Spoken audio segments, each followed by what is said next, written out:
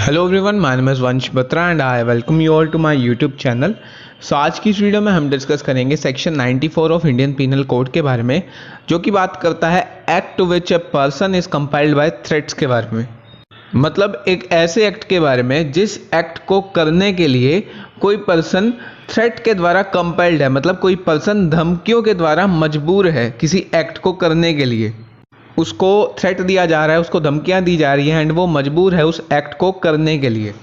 इसकी direct language पे जाने से पहले हम इसको जनरली डिस्कस करते हैं और एक इलस्ट्रेशन देख लेते हैं, जिससे हमको ये सेक्शन काफ़ी अच्छे से क्लियर होगा। फिर हम इसकी डायरेक्ट लैंग्वेज पर जाएंगे। देखिए, जनरली बात करें सेक्शन के बारे में, तो ये जो सेक्शन है वो एक ऐसे सरकमस्टांस के बारे में बात करता है जहाँ पे थ्रेट दिया गया है किसी पर्सन को, मतलब धमकी दी है किसी पर्सन को कोई एक्ट करने के लिए। एंड वो जो थ्रेट दी गई है, वो धमकी दी गई है, वो इस तरीके की दी गई है, उस सामने वाले पर्सन को ये बोला गया है कि अगर तुमने ये एक्ट नहीं करा, अगर तूने ये एक्ट नहीं करा तो तुझको मार दिया जाएगा। मतलब इंस्टेंट डेथ की धमकी दी गई है कि अगर तुमने एक्ट नहीं करा तो अभी की अभी तुम्हें मार दिया जाएगा। इसको एक एग्जांपल से समझते हैं। ए एंड बी सी को गन दिखाते हैं, उसको गन पॉइंट पे कहते हैं कि तुम डी के घर से एक डॉक्यूमेंट लेकर आओ। ए एंड बी साथ के साथ कहते हैं कि अगर तुम ये डॉक्यूमेंट, सामने ही होता है डी का घर, कि अगर तुम ये डॉक्यूमेंट डी के घर से नहीं लेकर आए तो अभी के अभी तुम्हें हम शूट कर देंगे, तुम्हें मार देंगे। अब यहाँ पर सी को इंस्टेंट डेथ का थ्रेट दिया गया, उसको धमकी दी गई है कि अगर तुमने ये एक्ट नहीं, तुम डॉक्यूमेंट ना लेकर आया तो तुझे मार दिया जाएगा। तो अगर यहाँ पर सी डी के घर से वो डॉक्यूमेंट ले भी आता है तो सी का यहाँ पर कोई ऑफेंस नहीं होगा, उसको यहाँ पर डिफेंस मिलेगा अंडर सेक्शन 94। तो आइए चलिए इसकी डायरेक्ट लैंग्वेज देखते हैं। ये कहता है कि except murder and offences against the state punishable with death, nothing is an offence which is done by a person who is compelled to do it by threats. मतलब मर्डर को छोड़कर and उन ऑफेंसेस को छोड़कर जो कि state के against हैं एंड जिनकी सजा डेथ है, इनको छोड़कर कोई भी चीज़, कोई भी एक्ट ऑफेंस नहीं है जो कि की गई है एक पर्सन के द्वारा, जो कि एक्ट किया गया है किसी पर्सन के द्वारा, who is compelled to do it by threat, जो कि थ्रेट के द्वारा मजबूर है उसको करने के, जो कि धमकियों के द्वारा मजबूर है उसको करने के। एंड वो जो धमकी दी गई है वो ऐसी है कि जब वो पर्सन वो एक्ट को कर रहा है, at the time of doing it, वो धमकी उसके अंदर एक डर पैदा करे, उसके अंदर कोज करे एप्रीहेंशन कि अगर मैंने ये काम नहीं करा, ये एक्ट नहीं करा तो मुझे मार दिया जाएगा। यहाँ डायरेक्ट में लिखा है कि it reasonably cause the apprehension that instant death to the person will otherwise be the consequence. मतलब वो जो थ्रेट है वो ऐसी दी गई है जो कि कोज करे, डर पैदा करे उस पर्सन के अंदर कि अगर मैंने ये काम ना करा, ये एक्ट ना करा जो मुझे बोला गया है, तो मुझे इंस्टेंट डेथ पहुंचा दी जाएगी, मतलब मुझे अभी के अभी मार दिया जाएगा।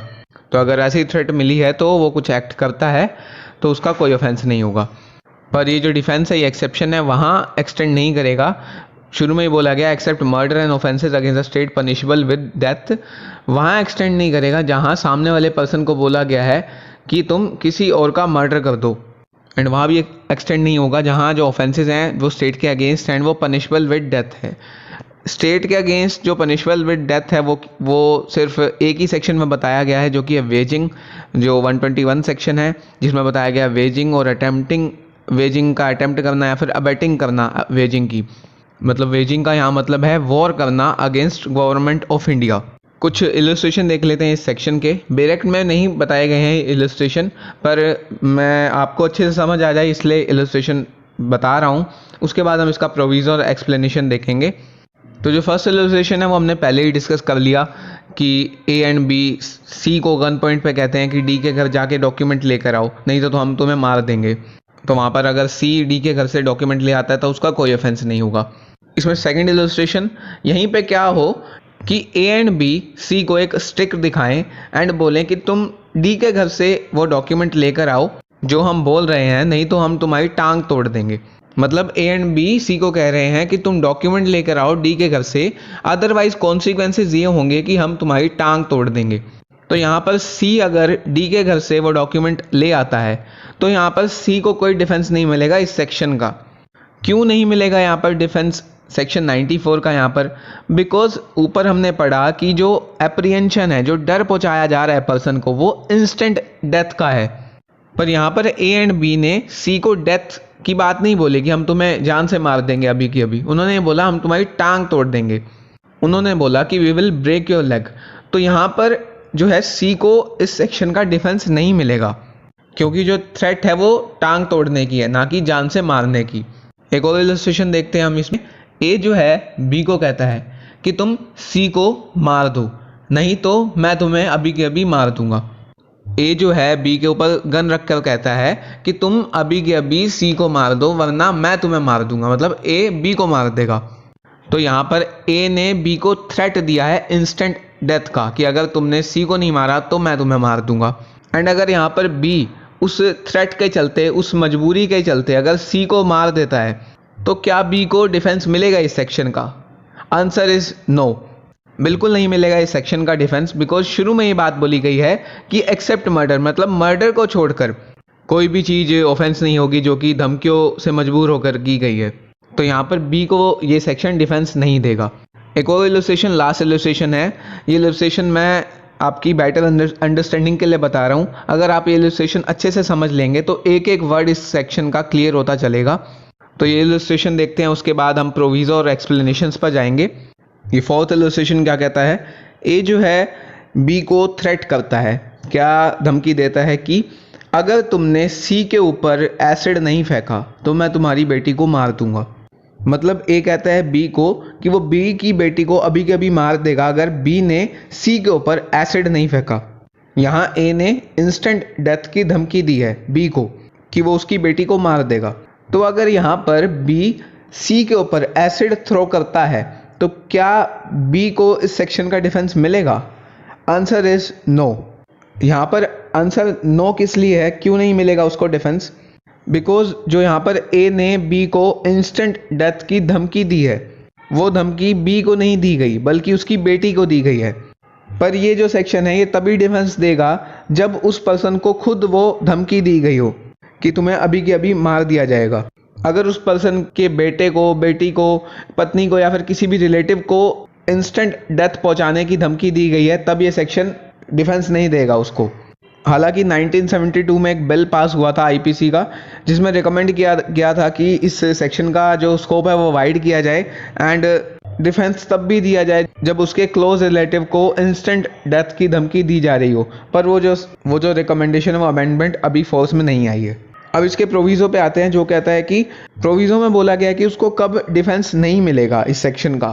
तो इसका प्रोविज़ो कहता है कि अगर वो जो पर्सन जो एक्ट कर रहा है, अगर उसने खुद की सहमति से of his on accord place himself in the situation, अगर उसने खुद की सहमति से, खुद के अकॉर्ड से अगर वो उस सिचुएशन में पहुंचा है जिसकी वजह से वो कंपेल्ड हो गया वो एक्ट करने के, तब उसको वहाँ पर डिफेंस नहीं मिलेगा।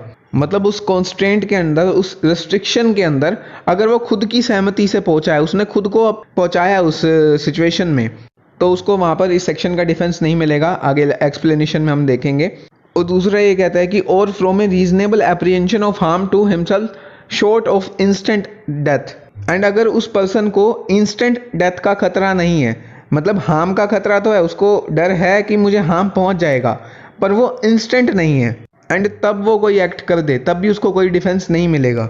मतलब एक तो किसी पर्सन से गन पॉइंट पर काम करवाया जा रहा है, जैसे कि हमने फर्स्ट इलस्ट्रेशन में देखा था कि अगर तुमने डॉक्यूमेंट नहीं उठाए तो अभी कभी शूट कर दिया जाएगा, तब तो जान का खतरा उसी टाइम पर है।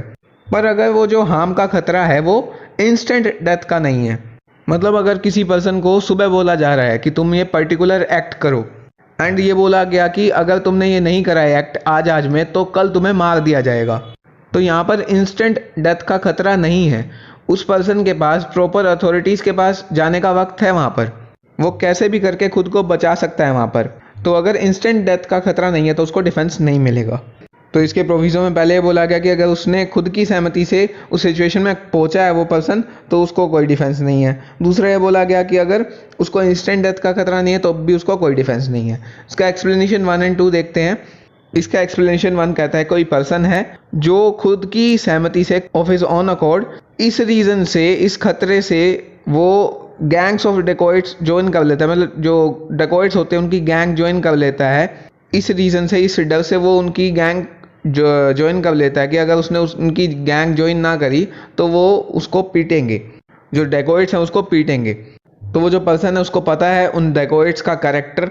अब यहाँ पर वो जो पर्सन है इस एक्सेप्शन का बेनिफिट नहीं ले सकता, मतलब उसको इस सेक्शन का डिफेंस नहीं मिलेगा अगर उसके एसोसिएट, उसके साथी उसको कुछ ऐसा करने के लिए कहते हैं जो कि ऐसा एक्ट करने के लिए कहते हैं जो कि ऑफेंस है। मतलब अगर उसको ऐसी चीज़ करने के लिए कहते हैं जो कि ऑफेंस है तो वहाँ पर उस पर्सन को डिफेंस नहीं मिलेगा इस सेक्शन का, क्योंकि उस पर्सन ने खुद की मर्जी से वो गैंग ज्वाइन की थी। इस डर से वो गैंग ज्वाइन की थी डेकोइट्स की कि अगर मैंने ये ज्वाइन नहीं करी तो ये मुझे पीटेंगे। वहाँ पर वो खुद की मर्जी से उस सिचुएशन में गया है, तो वहाँ पर उसको इस सेक्शन का डिफेंस नहीं मिलेगा। एक्सप्लेनेशन 2 क्या कहती है? एक पर्सन है जिसको सीज कर लिया गैंग्स ऑफ डेकोइट्स ने, डेकोइट्स की गैंग ने उस पर्सन को गिरफ्त में रख लिया, उसको पकड़ लिया वहाँ पर, एंड वहाँ पर उस पर्सन को सीज करके उसको फोर्स किया, उसको धमकियाँ दी कि तुमको अभी के अभी मार दिया जाएगा। उसको थ्रेट दिया इंस्टेंट डेथ का। उसको बोला गया कि अगर तुमने ये काम नहीं किया तो अभी के अभी तुम्हें मार दिया जाएगा। फॉर एग्जाम्पल स्मिथ एक लोहार है, उसको मजबूर किया गया कि वो अपने औजार ले, वो अपने टूल्स ले, एंड उसको फोर्स किया गया वहाँ पर कि वो जो हाउस का दरवाज़ा तोड़े या फिर खोले उन डेकोइट्स के लिए, ताकि वो डेकोइट्स उस घर में घुस जाएं एंड वहाँ पे उस घर को लूट लें। तो वहाँ पर वो जो स्मिथ है वो एंटाइटल है, उसको इस सेक्शन का बेनिफिट मिलेगा, इस एक्सेप्शन का वो बेनिफिट लेने के लिए एंटाइटल्ड है। बिकॉज वो जो स्मिथ है वो खुद की मर्जी से नहीं गया है, वो खुद की सहमति से नहीं गया है, उन डेकोइट्स ने उसको सीज करके रखा है एंड उसको इंस्टेंट डेथ का थ्रेट दिया है, एंड वहाँ पर वो स्मिथ वो ऑफेंस भी कर रहा है हाउस ब्रेकिंग का, तो वो उसकी कोई सज़ा नहीं होगी। सो यही है हमारा सेक्शन 94। होप सो आपको वीडियो अच्छी लगी होगी। वीडियो अच्छी लगी तो प्लीज़ लाइक कीजिए एंड सब्सक्राइब कीजिए LLB स्टडी यूट्यूब चैनल को और भी लॉ टॉपिक से रिलेटेड वीडियोस देखने के लिए। एंड अगर आपको इंस्टाग्राम पे मुझसे कनेक्ट होना है तो नीचे डिस्क्रिप्शन बॉक्स में लिंक भी दिया गया, आप मुझे इंस्टाग्राम पे जाके फॉलो कर सकते हैं। सो यही था आज के लिए। That was it for today. Have a nice day.